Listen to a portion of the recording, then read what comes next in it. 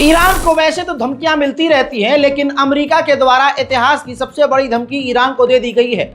Israel को बचाने के चक्कर में पूरी तरह से सारी दुनिया और वेस्ट एक तरफ हो चुकी है और एक अकेला ईरान अपने दम पर बड़ी हिम्मत से डटा हुआ है। ऐसे में जब ईरान की तैयारियां लगातार अमेरिका ने देखी और धमकियों का कोई असर दूसरों का नहीं हुआ, तो अमेरिका खुद फ्रंट पर आ गया और अमेरिका ने बड़ा बयान दे दिया और बड़ी धमकी दे दी और कह दिया कि अगर आपने यानी ईरान ने इजराइल पर हमला किया तो आपको हम बर्बाद कर देंगे, आपको इतना बड़ा खामियाजा भुगतना पड़ेगा जो आपने सोचा ही नहीं होगा। इकोनॉमी ईरान की पूरी तरह से ठप कर दी जाएगी और पूरी तरह से ईरान की गवर्नमेंट हिल जाएगी, बल्कि यूं कहूं ईरान की गवर्नमेंट पलट जाएगी। इस तरह की धमकी ईरान को पहली बार अमेरिका ने दे दी है। अब आपको बता दूं कि इजराइल और अमेरिका की इतनी हवासंट है कि बरतानिया और फ्रांस के विदेश मंत्री, ये देखिए ताज़ा तस्वीर दिखा रहा हूं, इजराइल पहुंचे हैं। इजराइल पहुंचे और इजराइल के फॉरेन मिनिस्टर से मुलाकात की। अब आप ये समझने की कोशिश कीजिए और ज़रा इस चीज़ पर आपकी तवज्जो चाहूँगा कि एक वाहिद ईरान के खिलाफ, एक अकेले ईरान के खिलाफ दुनिया की तमाम बड़ी ताकत कितनी मजबूती से एक साथ सामने आ गई हैं। यही कमी तो हम मुसलमानों की है और मुस्लिम देशों की, कि मुसलमान कभी एक नहीं होता, मुस्लिम देश कभी एक नहीं होते और दुश्मन हमारे एक हो जाते हैं। इजराइल ने बरतानिया और फ्रांस से कहा है कि जब ईरान हम पर हमला करेगा तो सिर्फ आप उन हमलों को मत रोकिए, बल्कि हमला रोकने के बाद जब हम ईरान पर पलटवार करेंगे तो आप भी यानी फ्रांस और बरतानिया मिलकर ईरान पर हमला करें। आप समझ सकते हैं ये कितनी बड़ी बात है। ऐसे हवा में बात में कभी नहीं बोलता। ईरान खुदा की कसम अकेला है इस पूरे इलाके में, पूरी दुनिया में। बस अल्लाह उसके साथ है और हमारी दुआएं उसके साथ है कि ये ईरान का दबदबा और भौकाल नहीं तो क्या है। बरतानिया, फ्रांस, जर्मनी, अमेरिका, इजराइल सब एक तरफ हो गए और ईरान पर पलटवार करने को कह रहे हैं कि भाई जब आप हमला करोगे तो हम आपके साथ होंगे। अब बताइए कौन कमजोर है और कौन ताकतवर, यहीं से पता चल रहा है। उधर सीरिया में भी इजराइल ने हवाई हमला कर दिया और वो लगातार कर रहा है। ऐसे में सीरिया में ईरान के IRGC के एक सीनियर कमांडर की इजराइल के हवाई हमलों में मौत हो गई है। उधर ईरान को धमकाने के लिए ये तस्वीर देखिए, इजराइल ने खतरनाक एयर ड्रिल की है। हवा में अपने फाइटर जेट को रिफ्यूल करते हुए, उसमें ईंधन भरते हुए प्रैक्टिस करके, एक्सरसाइज करके दिखाया है। कहा जा रहा है कि ईरान लगातार हमले की प्रिपरेशन कर रहा है, जिसके चलते हुए इजराइल ने ये करा है और अमेरिका ने सबसे बड़ी धमकी दी है। वहीं पाकिस्तान ने वर्बली ईरान का साथ देते हुए कहा है कि ईरान को सेल्फ डिफेंस का पूरा अधिकार है। चलिए कम से कम पाकिस्तान दूसरे मुस्लिम देशों तो ज्यादा बेहतर निकला, मुंह से साथ तो दे रहा है। बाकी अरब देश सारे के सारे अपने ही गधे के पिछवाड़े में घुस गए हैं। अब अमेरिका के व्हाइट हाउस ने जो कहा है, सुनिए, अमेरिका के व्हाइट हाउस ने कहा है कि हमें यकीन नहीं है कि ईरान पीछे हट गया है, बल्कि हमें ऐसा लगता है ईरान धोखे से कभी भी हमला कर सकता है। हालांकि कतर के अमीर ने, कतर की गवर्नमेंट ने ईरान से दो मरतबा बात की है, दो मरतबा, और ज़बरदस्त तरीके से ईरान पर प्रेशर बनाया हुआ है कि हमला ना करे। और रिपोर्ट ये आ रही है कि इसी वजह से, दबाव की वजह से ईरान ने अपने हमले को पोस्टपोन कर दिया है। लेकिन अमेरिका, इजराइल इस बात को नहीं मानते। अमेरिका का ये मानना है कि ईरान धोखे से हमला करेगा। उधर इजराइल के डिफेंस मिनिस्टर ने कहा है कि अमेरिका के 6000 मरीन्स हमारे इलाके में हमें बचाने के लिए आ चुके हैं, लिहाजा ईरान हम पर हमला करने से पहले 2 बार सोचेगा। तो आप मेरी बात सुनिए, यहां पर इजराइल की कमजोरी नहीं, ताकत नजर आ रही है क्या? इजराइल अपने दम पर नहीं फूल रहा है, अमेरिका, जर्मनी, फ्रांस, ब्रिटेन की ताकत पर फूल रहा है। तो फिर से सवाल करूंगा कि बताइए फिर कौन है ताकतवर, ईरान या इजराइल? इजराइल की मेंबर ऑफ पार्लियामेंट ने खुद एक्सेप्ट किया है कि हिजबुल्लाह और ईरान के डर की वजह से हम हमास से बातचीत कर रहे हैं, यह हमारी हार है, हमें ऐसा नहीं करना चाहिए। सुनिए, איראן צריכה שנה וחצי עד שנתיים בערך כדי להפוך להיות מעצמת גרעין. אז הנה קיבלנו הזדמנות לתקוף את איראן, ואל דאגה, זה לא יקרה. אני כבר אמרתי לפני שבועיים בוועדת חוץ וביטחון, ואני אומרת לכם כאן, איראן לא רוצה לתקוף את ישראל. אני לומדת את זה ממודיעין גלוי. בהתחלה סיפור שמשמרות המהפכה חיסלו את הנייה כדי שיהיה להם סולם לרדת מהעץ. עכשיו תולים את זה באיזושהי עסקה שתהיה או לא תהיה.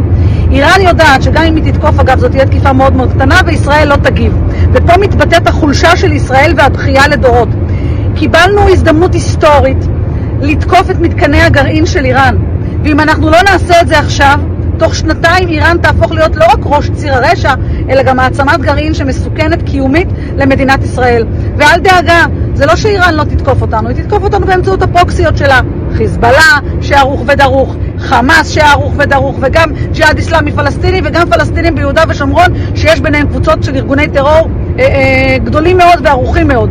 אז עם כל הכבוד לצמרת צה"ל, היא שוגה טעות איומה. באשר לצפון, אני מתביישת שאנחנו הופכים להיות צאן לטבח ומחכים לתקיפה של האויב, שתו אגב כל הזמן תוקף אותנו, ואנחנו רק משיבים. צריך לקחת שליטה ולהחזיר לעצמנו את אלמנט ההרתעה. אמרתי לגלנט, תקשיב למה שאני אומרת, קח לידך צוותים של איפכא מסתברא כדי שתחזיר לנו סוף סוף ביטחון והרתעה. कमाल की रिपोर्ट अब यह है कि ईरान न्यूक्लियर बम बनाना शुरू कर चुका है। हजरात फिर से सुनिए, रिपोर्ट बड़ी है, ईरान न्यूक्लियर बम बनाना शुरू कर चुका है। इस रिपोर्ट ने इलाके को हिला दिया है। वहीं अमेरिका के डिफेंस मिनिस्टर ने इजराइल के डिफेंस मिनिस्टर से कुछ जानकारियां शेयर की है और ईरान की हरकतों पर और मूवमेंट पर जानकारियां शेयर करते हुए इलाके के हालात पर बातचीत की है। अमेरिका के ऑफिशियल ने कहा है कि हम अपनी नाजायज औलाद इजराइल को बचाने के लिए वो तमाम चीजें करेंगे जो हमें करनी पड़ेंगी।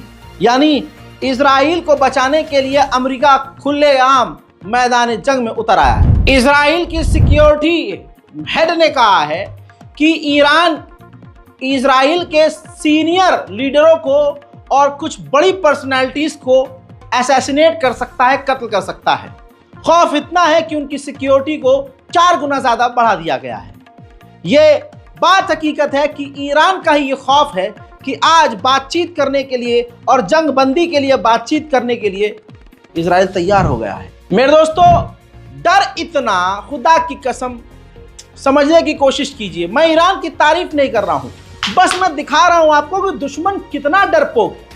मोसाद और शिन बेट की जो टीम कतर पहुंची थी तो वो दोहा इंटरनेशनल एयरपोर्ट पर नहीं उतरी थी, वो किसी खुफिया हवाई अड्डे पर लैंड करती है टीम इजराइल की सिक्योरिटी। मोसाद और शिन बेट की टीम दूसरे जगह पर लैंड करती है और हाई प्रोफाइल, हाई लेवल की यूएई की मिलिट्री उनके साथ थी। कतर में लैंड किए वो और खुफिया जगह पर लैंड किए मोसाद और शिन बेट। साथ में कतर की सिक्योरिटी नहीं, यूएई की खतरनाक कमांडो के साथ सिक्योरिटी के साथ उतरे थे।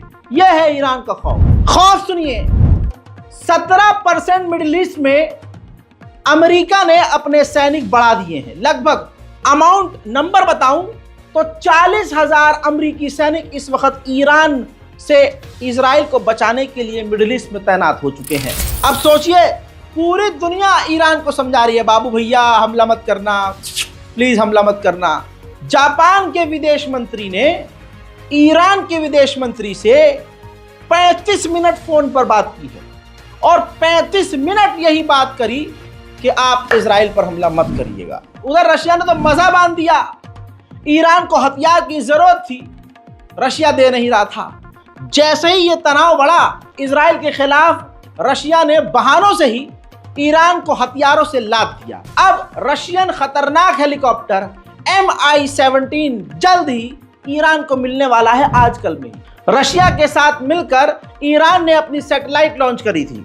अब ईरान ने चाइना से मदद मांगी है कि आप जो रॉकेट लॉन्च करेंगे उसमें हमारी सैटेलाइट आप इंस्टॉल कीजिए और सर्विलांस में हमारी मदद कीजिए। मेरे दोस्तों, इराक भी कोशिश कर रहा था और अमेरिका से कह रहा था कि हमारे इराक से अमेरिका की फौज निकल जाए, लेकिन अब इराक की गवर्नमेंट ने खुद ही इस डिमांड को रद्द कर दिया है क्योंकि मिडिल ईस्ट में तनाव बढ़ गया है। ईरान हमला करेगा ये बिल्कुल निश्चित है, कंफर्म है, क्योंकि ईरान की गवर्नमेंट बिल्कुल बेकार हो जाती है जब ईरान के supreme leader Ayatollah Syed Ali खामनाई बोलते हैं। उन्होंने साफ तौर से कह दिया कि अगर इजराइल पर नरमी बरती तो खुदा का कहर होगा। इजराइल के साथ कोई कॉम्प्रोमाइज, कोई मुआहदा, कोई डील नहीं होगी, उसको जवाब दिया जाएगा। इजराइल के पूर्व प्रधानमंत्री बेनेट ने कहा कि ईरान को हमसे डरना चाहिए, क्योंकि ईरान को पता होना चाहिए कि जब वो हमला कर देंगे और उसके बाद जब हम ईरान पर हमला करेंगे तो उनका क्या होगा, ये ईरान को अच्छे से पता है। बहरहाल तनाव बिल्कुल बढ़ा हुआ है, गर्मा गर्मी का माहौल है। ईरान पीछे हटने को तैयार नहीं है। ईरान ने वाहिद एक शर्त रखी है कि हमास की तमाम शर्तों को मानो और गाजा पर हमले बंद करो। सिर्फ इस शर्त पर ही हमला बंद कर सकते हैं, बाकी ईरान पूरी तरह से तैनात है, मुस्तैद है। आपको क्या लगता है इस स्पेशल रिपोर्ट पर? अपनी राय कमेंट में जरूर लिखिएगा। दिन भर अपडेट देता हूं, रोज देता हूं अपडेट आपको। मेहरबानी करके हमारे चैनल को सब्सक्राइब कीजिए, इस रिपोर्ट को शेयर कीजिए और अपनी राय कमेंट में लिखना मत भूलिएगा। मैं हूं रजा और आप देख रहे थे रजाग्राफी। जय हिंद।